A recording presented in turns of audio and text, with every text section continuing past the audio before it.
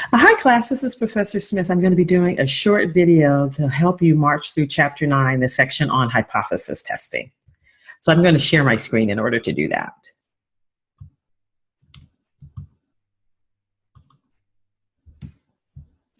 So when you're in ALEKS as a student,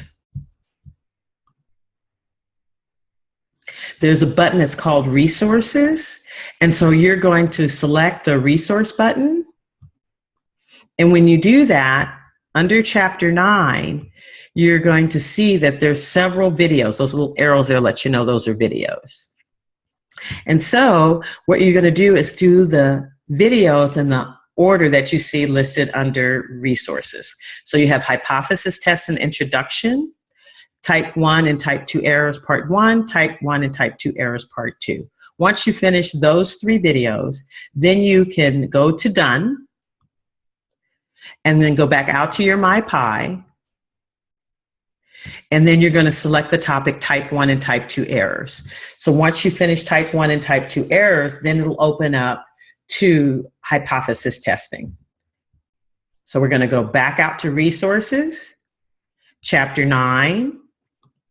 We've watched the videos for hypothesis test and intro, Type 1 and Type 2 errors, Part 1 and 2. Now we're ready to do hypothesis test for the population mean. So when you click on that link, it'll take you up to a screencast, and there's a video of me doing the topics. Hi class, this is Professor Smith. I'm going to be doing a movie on hypothesis test for the population mean z-test. All right, so you can watch that. However, what I want... The SAT score in mathematics let's pause her. Is... Sorry.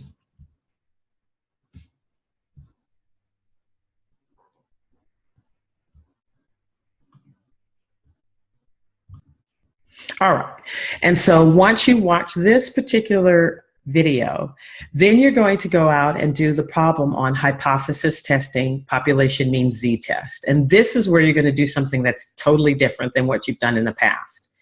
When ALEKS introduces this topic, it gives you 2 approaches.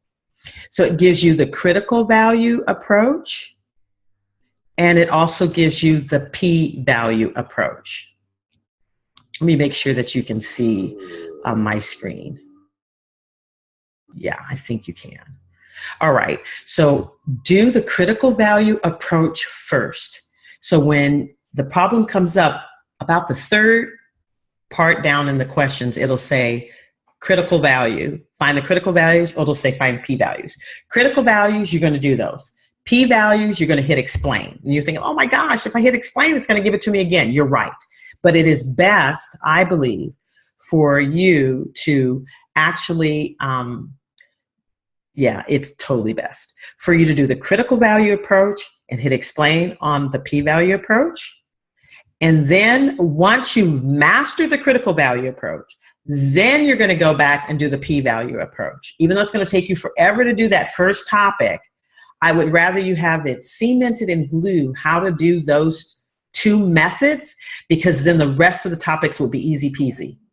And so pedagogically, when ALEKS introduces both approaches at the same time introducing hypothesis testing, at the same time introducing two-tailed tests and right-tailed tests and left-tailed tests, it's overwhelming for students, and you'll go nuts. And you're thinking, there's no way I'm going to do this all. But I'm here to tell you, take forever to learn the critical value approach by hitting explain, then master the p-value. And then when you go through the other topics, easy peasy, you'll fly through it like nobody's business.